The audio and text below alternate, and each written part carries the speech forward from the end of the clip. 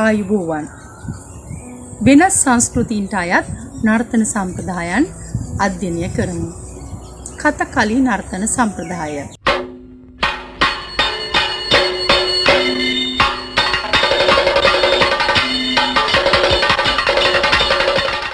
ಭಾರತೀಯ නර්තන සම්ප්‍රදායන් අතර කතකලි නර්තනයට හිමිවන්නේ සුවිශේෂී ස්ථානයකි. සතර අභිනයෙන් වඩාත් පොහොසත් වූ කතකලි නර්තනය ආහාර අභිනයෙන් සුවිශේෂීව පෝෂණය වී ඇති බව වඩාත් හොඳින් පිළිබිඹු කරයි. කතකලි හෙවත් කතාකලි යනුවෙන් හඳුන්වන ලබන කතකලි නර්තනයේ මූලාරම්භයට ජන හැදෙහිම් මෙන්ම ජන රංග ශෛලීන්ද මූලික වී ඇත. ඉතා සුන්දර මනෝහර නර්තන ශෛලියක් වූ කතකලි නර්තනය සෙසු ಭಾರತೀಯ කලාවන්ගේ සේම ප්‍රභවයට ආගමික පසුබිමක් මුල් වී ඇත. ಭಾರತೀයන්ගේ නිරතුරුව සම්භාවනාවට ලක්වන මහාභාරතය, රාමායනය, භගවත් ගීතාව ආදී ග්‍රන්ථවල අන්තර්ගත වූ ආගමික කතා පුවත් කතකලි නර්තනයේ ප්‍රභවයටද මූලික වී ඇත. ඩාන්ස් ඩ්‍රාමා යන නාමයෙන්ද කතකලි නර්තනය හඳුන්වනු ලබයි. අභිනයෙන් හා නර්තනයෙන් කිසියම් කතා ප්‍රවෘත්තියක් ගෙනහැර දැක්වීමට ගත් උත්සාහයක් ලෙස කතකලි නර්තනය හඳුන්වා දීමට පුළුවන්. කතකලි නර්තනයේදී ಭಾರತೀಯ ආගමික ප්‍රත්‍යයන්හි අන්තර්ගත විවිධ කතා පුවත් නර්තනය හා අභිනය මාධ්‍ය කොටගෙන ඉදිරිපත් කරනු ලබයි. දක්ෂිණ ಭಾರತයේ බටහිර වෙරළබඩ තීරයේ පිහිටි කේරළ ප්‍රාන්තය මුල් කොටගෙන කතකලි නර්තනය ප්‍රභවය ලබා ඇත. බටහිරින් අරාබි මුහුදටත් නැගෙනහිරින් තමිල්නාඩුවටත් අතරමැද කේරළය පිහිටයි. ඉතා මනරම් හා දැකුම් කළු පාරිසරික හා දේශගුණ තත්වයකට හිමිකම් කියන කේරළය බොහෝ සෙයින් ලාංකේය දේශගුණික හා පාරිසරික තත්ත්වයන්ට සමාන බවක්ද පිළිබිඹු කරයි. කතාකලි නොහොත් කතකලි නම් වූ මෙම ಭಾರತೀಯ නර්තන කලාව සෙසු ಭಾರತೀಯ නර්තන කලාවන් අතර සුවිශේෂී භාවයක් පිළිබිඹු කරයි. මලයාලම් බස කතා කරන වැසියන් කේරළයේ වෙසෙන අතරම කේරළයේ අගනගරය ත්‍රිවන්දම් වේ. තා ඉපැරණි සටන් කලාවක් කේරළ වැසියන් සතුව පවතින අතරම ඔවුහු ඉතා කඩිසර හා ශක්තිවන්ත පිරිසක් විය. දැඩි දේව මතධාරීන් පිරිසක් වූ මොවුහු සතුව විවිධ ජන රංග ශෛලීන් රාශියක් පැවතීම සුවිශේෂී ලක්ෂණයකි. කෘෂි ආර්ථික ජීවන රටාවක්ද මොවුන්ට හිමිව පවතින අතරම කතකලි නර්තනයේ ප්‍රභවයටද මෙම ජන ඇදහීම් හා ජන රංග ශෛලීන් බොහෝ දුරට බලපා ඇත. ශාස්ත්‍රීය නර්තන කලාවක් ලෙස වැඩි වර්ධනය වූ කතකලි නර්තනයේ සුවිශේෂී භාවය විචිත්‍රවත් වූ වේශ නිරූපණ හා රංග වස්ත්‍රාභරණ සතුව පිළිබිඹු කරයි.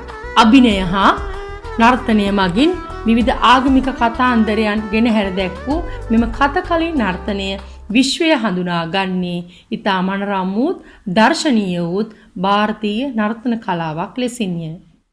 කතකලි නර්තනයේ ප්‍රභවයට මූලික වූ ජන ඇදහිම් හා ජන රංග ශෛලීන් පිළිබඳව විමසා බලමු.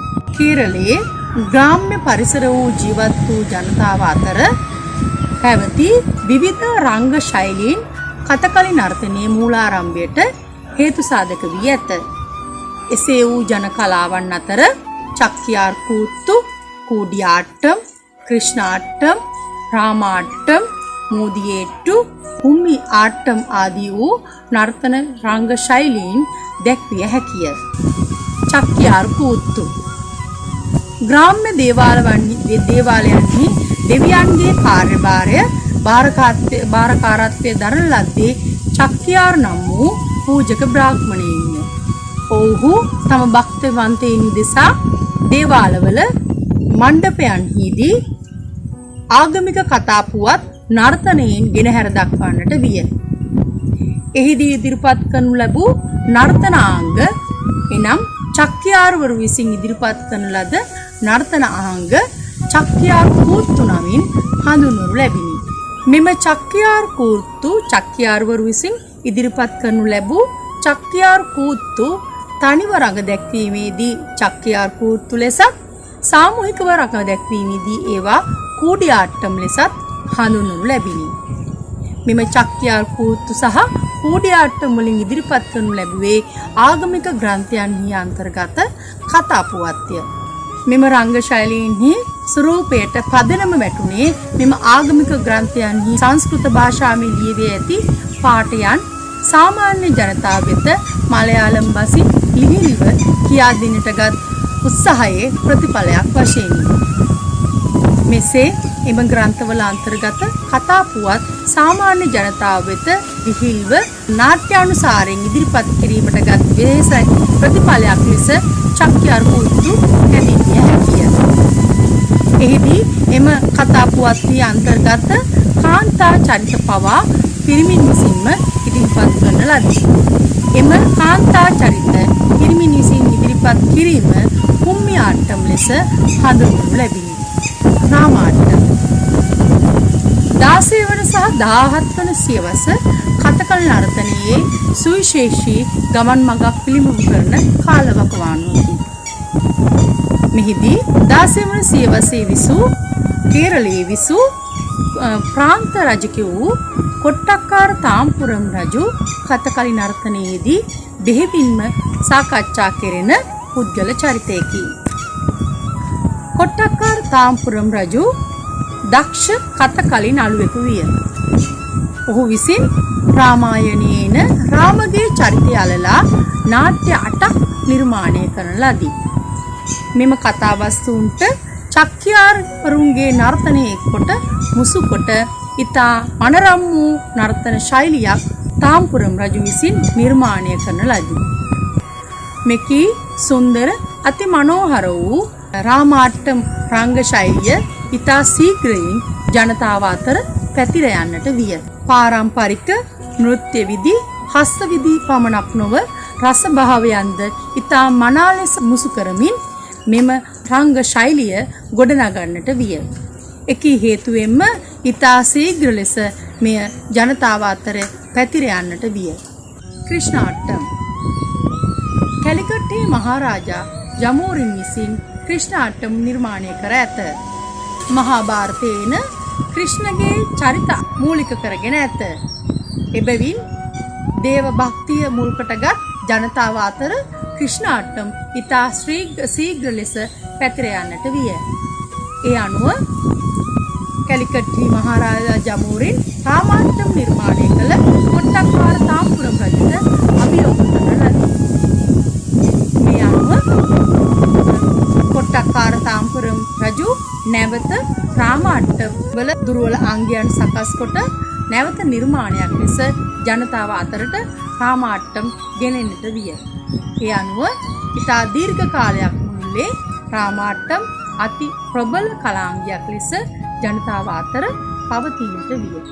මෙලෙස දීර්ඝ කාලයක් මුළුල්ලේ පැවතගෙන ආ ජන කලාංගයන් වූ චක්‍යාර් කූත්තු, කූඩියාට්ටම්, රාමාට්ටම්, ක්‍රිෂ්ණාට්ටම් වැනි ජන කලාංගයන් එක්කොට වර්තමානයේ පවතින කතකලි නර්තනය නිර්මාණය කිරීමේ ගෞරවය හිමිවන්නේ මහා කවි වල්ලතෝල් නාරායන් මෙනන්ටය.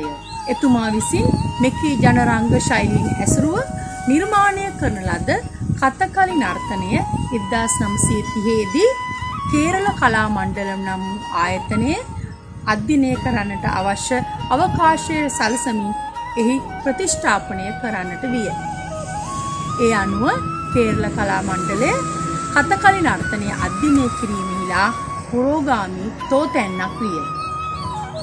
එසේම කතකලි නර්තනය වර්තමානයේ පවතින මෙකී තත්ත්වයට ගෙනීමේ පුරෝගාමී ගෞරවය හිමිවනුයේ මහා කවි වල්ලතෝල් නාරායන් මෙනන්ටය. එසේම කතකලි නර්තනයේ නියැලුණු ප්‍රවීණ නර්තන ශිල්පීන් ලෙස ක්‍රිෂ්ණ නායර්, කුංජු නායර් හැඳින්විය හැකිය. වර්තමානයේ පවතින තත්ත්වයට කතකලි නර්තනය සකස් කොට ඉදිරිපත් කිරීමේ ගෞරවය උදේශංකර්, රාම් ගෝපාල් වැනි ශිල්පීන්ටද හිමි වෙනු ඇත.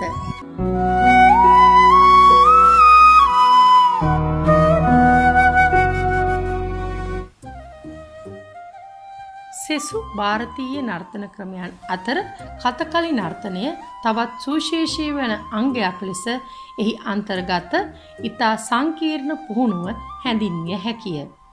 මෙහිදී නර්තනයේ උචිත අංග ප්‍රත්‍යංග උපාංග සකස් කිරීමෙහිලා කතකලි නර්තන ශිල්පියා ඒ අවශ්‍යතාවයන්ට අනුව මනා පුහුණුවක නිරත වෙයි.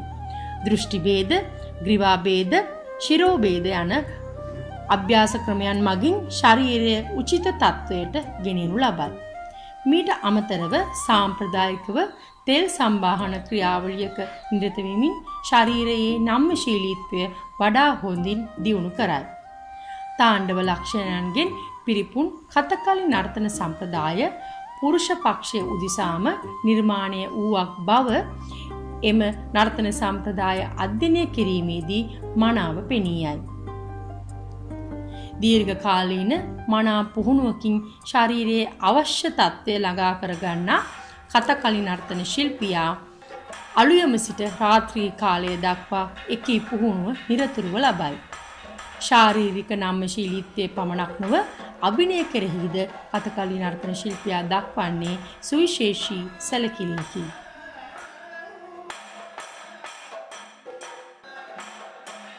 දෛනිකව පුහුණු වීම වලට අමතරව තමන්ගේ දෛනික අවශ්‍යතා සපුරා ගැනීමෙන් අනතුරුව ඔවුහු නිරතුරුවම අභිනය කෙරෙහි පුහුණු වීම ලබයි.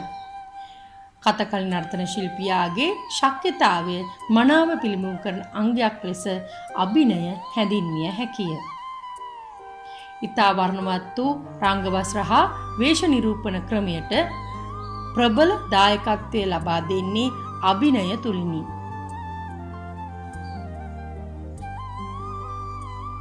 අලුයම පටන් රාත්‍රී කාලය දක්වා සිදු කරන මෙකී පුහුණුවීම් කාලයේදී රාත්‍රී කාලයේදී ඔවුහු තමන් නිරූපණය කරන කතාවස්තුන් අන්තර්ගත කතා පුවත්හි අන්තර්ගත වූ චරිත පිළිබඳව අවධානයෙන් යුතුව විමසීමෙන් යුතුව චරිත ලක්ෂණ අවබෝධ කර ගනී.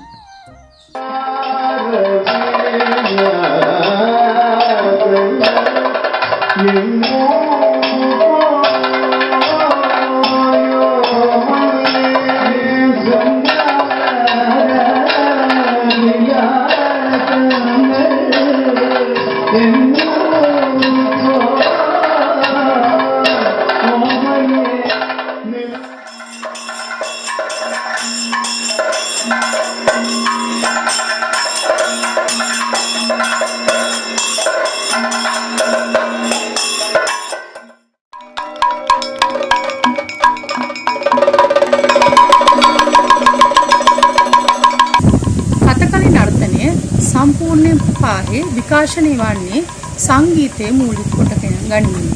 මෙහිදී දක්ෂිණ ಭಾರತೀಯ කර්ණාටක සංගීතයේ මේ සඳහා උපයෝගී කොට ගනී. කතකලි නර්තනයේදී යොදා ගැනෙන ප්‍රධාන වාද්‍ය භාණ්ඩ අතර චෙන්ඩාව හා මද්දය හැඳින්විය හැකිය. පංච වාද්‍ය භාණ්ඩද මේ සඳහා යොදා ගැනේ. එඩැක්ක, ඉලතාලම්, චෙංගිලම් හා කුම්බු යන ශුෂිර වාද්‍ය භාණ්ඩද මේ සඳහා උපයෝගී කර ගනී. ගායනය රහිතව කතකලි නර්තනය රඟ දැක්විය නොහැකි වීම සුවිශේෂී ලක්ෂණයකි. මෙහිදී ආගමික පොත්පත්හි සඳහන් වන ආගමික කතාන්තරයන් ගීතයෙන් ගායනා කරනු ලබයි. කතකලි නර්තනයේදී ගායනය කරන ගායකයා හඳුන්වන්නේ පොන්නානි යන නමින්. සහාය ගායකයා ශිංකිඩි යන නමින්ද හඳුන්වනු ලබයි.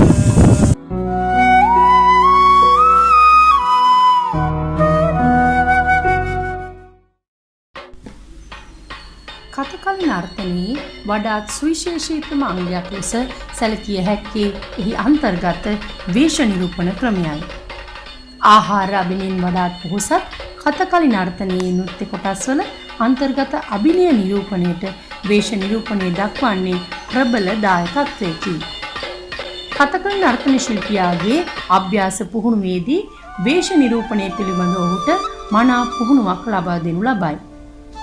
විවිධ චරිතවලට අදාළව තම වේශ නිරූපණය තමා විසින්ම සිදු කර ගැනීම සාම්ප්‍රදායික සිරිතයි. එනමුත් එක් එක් චරිතවලට අදාළව වේශ නිරූපණ කටයුත්තේදී සහාය දක්වන පුද්ගලයෙකු වේ. එලෙස සහාය දක්වන පුද්ගලයා හඳුන්වනු ලබන්නේ පත්තුකාරන් යන නමිනි.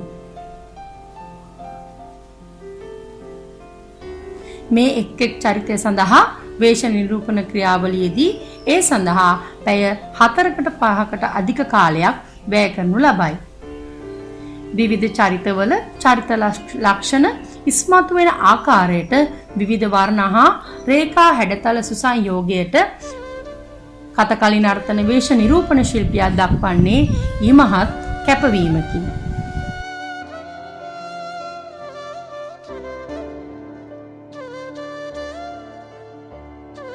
සාම්ප්‍රදායිකව විවිධ වර්ණ යොදා ගනිමින් මෙලෙස ඉදිරිපත් කරනු ලබන චරිතවලට විවිධ චරිතවල චරිත ලක්ෂණ ඉස්මතු වෙන ආකාරයට හාල් පිටි වලින් හා සුදු පහති කඩදාසි වලින් සකස් කර ගන්නා ලද චුට්ටි නම් වූ අංගයද විවිධ චරිත සඳහා යොදා ගනු ලබන්නේ චරිතයට මනාව ගැලපෙන අයුරිනි.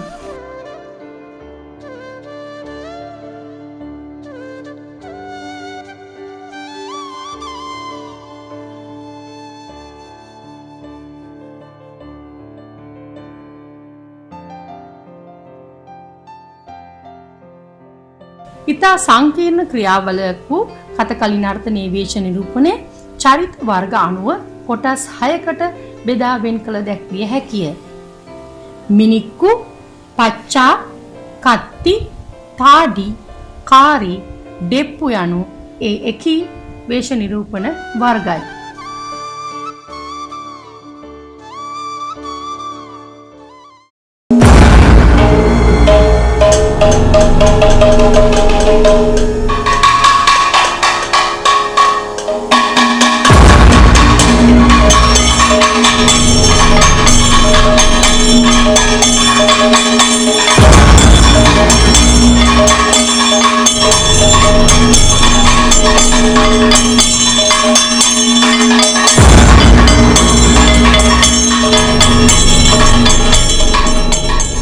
ස්වභාවික අමුද්‍රව්‍ය යොදා ගනිමින් සකස් කර ගන්නා මෙකී වර්ණ සඳහා ඖෂධ වර්ගද බහුලව යොදා ගැනේ.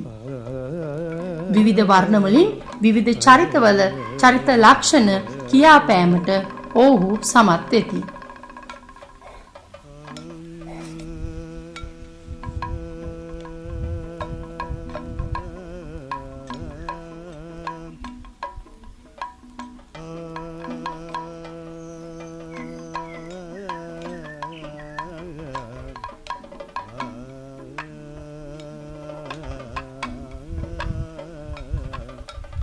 මිනික්කු දීප්තිමත් රන් වර්ණය.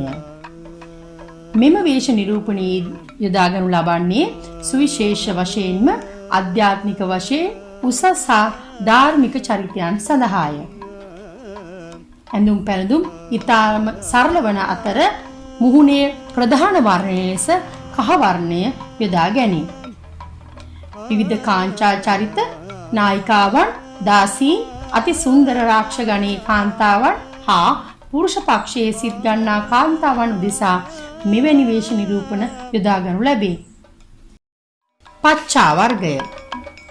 රජ, දේව, වීර චරිතයෝ මේ ගණයට අයත් වෙති. ප්‍රධාන වශයෙන්ම මුහුණේ කොළ වර්ණය ආලේපිත කරයි. විෂ්ණු සංකේතවත් කරන තිලක ලාංඡනය නල්ල මත ඉතා පැහැදිලි ලෙස දිස්වනු ලැබේ. මූවට රක්ත වර්ණය ආලේප කරන අතරම චුට්ටි නම් වූ සුදු කඩදාසි හා හාල් පිටි මිශ්‍රණයෙන් ගොඩනගන්නා ලද බදාම නිමැවුම කම්මුල් වල සිට නිකට දක්වා විහිදෙන පරිදි දිස්වේ. රන් ආලේපිත කේශාභරම් කිරීටම් නම් වූ ශීර්ෂ පළඳනාවක්ද හිසෙහි දිස්වේ. කෘෂ්ණ, රාම, ලක්ෂ්මණ, කුස, ලව, අනුරුද්ධ සහ විෂ්ණු හා විෂ්ණුගේ අවතාර සඳහාද මෙකී වේශ නිරූපණ ක්‍රමය යොදා ගැනේ. කත්ති පිහියා වර්ගය. මේ ආකාරයේ වේශ නිරූපණය මානාධික ධර්ම චරිත සඳහා උපයෝගී කොට ගැනේ. එකී චරිතවල අන්තර්ගත වික්‍රමාන්විත හා ධීර වීර සේයාවද ඇතුළත්ව තිබේ. පච්චා වර්ගයේ හා චුට්ටි හා කිරීටම් භාවිතා කරන අතර මුහුණෙහි පදනම් වර්ණය ලෙස පොළ පාට දිස්වේ.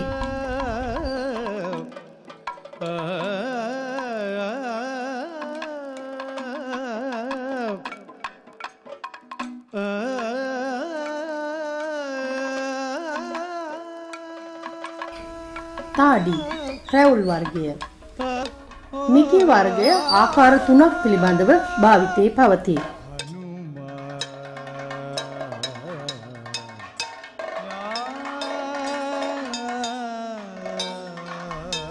වෙල්ල තාඩි දිව්‍යමය ස්වරූපයක් නිරූපණය කරන චරිත සඳහා යොදා ගන්නා අතර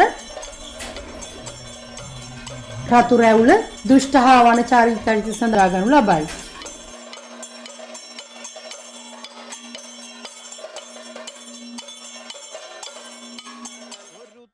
කරුට්ටා තාඩි හෙවත් කළු රැවුල යොදා ගනු ලබන්නේ ආදිවාසී හා වනචාරී චරිතයන් සඳහාය. चारे चलवलुडञा चारे चलवलुडञा चारे चलवलुडञा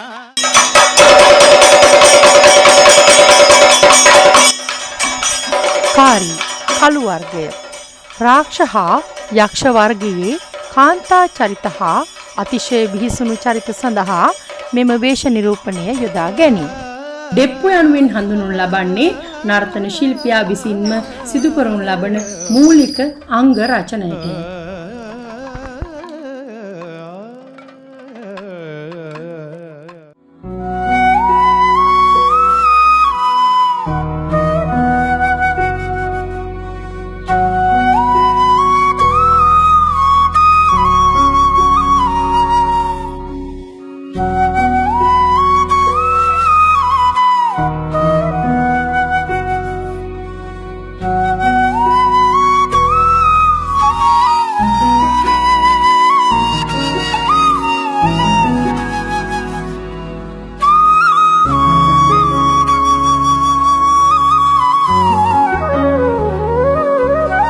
කතකලි නර්තන සම්ප්‍රදායේ අන්තර්ගත රංග වස්ත්‍රාභරණ සෙසු ಭಾರತೀಯ නර්තන සම්ප්‍රදායන්හි අන්තර්ගත රංග වස්ත්‍රාභරණ වලට වඩා සුවිශේෂීත්වයක් පිළිබිඹු කරයි. කිරීටම් හිස් පළඳනාව හෙවත් ඔටුන්න මෙනමින් හැඳින්වේ. මෙය කේශාභරණ කිරීටම් යනුවෙන්ද හඳුන්වනු ලබන අතර කිරීටම් වර්ග 3කි. ඤෝරි කතකලි නර්තන ශිල්පියා යටිකයට අඳිනු ලබන යාර 55ක් පමණ දිග ඇති විශාල රෙද්ද මෙනමින් හැඳින්වේ. යටිකය ඉතා විශාලව පෙනෙන පරිදි මෙය අඳිනු ලබන අතර මෙමගින් ශිල්පියාට මනා පෙනුමක් ලබා දෙයි. කුප්පායම් යටිකයට අඳිනු ලබන අත්දිග හැට්ටය මෙනමින් හැඳින්වෙන අතර මෙය විවිධ චරිත අනුව විවිධ වර්ණ ගනී. උත්තරීයම් කරවාටා සිට ඤෝරියෙහි පාදාංගය දක්වා යන පරිදි ඉදිරියෙන් පහළට වැටෙනසේ එල්ලා ඇති සාටක බඳු වූ සැරසීම් විශේෂය මෙනමින් හැඳින්වේ. මුන්ඩ්‍රී උත්තරීයම් මෙන්ම දෙපසින් පහළට වැටෙනසේ එල්ලා ඇති සැරසීම් විශේෂයකි. කළුතාරම් ගෙලෙහි පළඳින මාල සමූහය මෙනමින් හැඳින්වේ.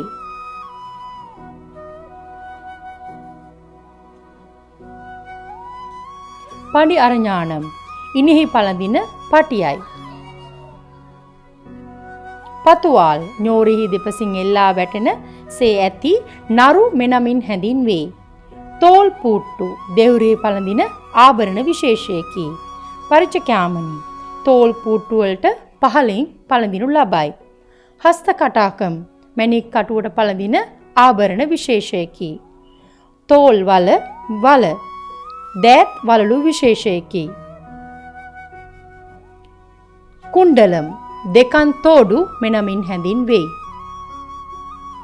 චූටිපු නාසෙහි පළඳින සුදු වර්ණිත මල මෙනමින් හැඳින්වේ.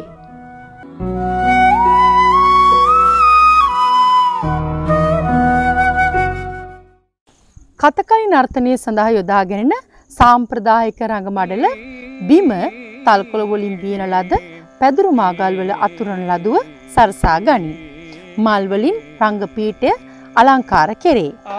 රංගමණ්ඩල ඉදිරිපස විශාල පොල් තෙල් පහනකි.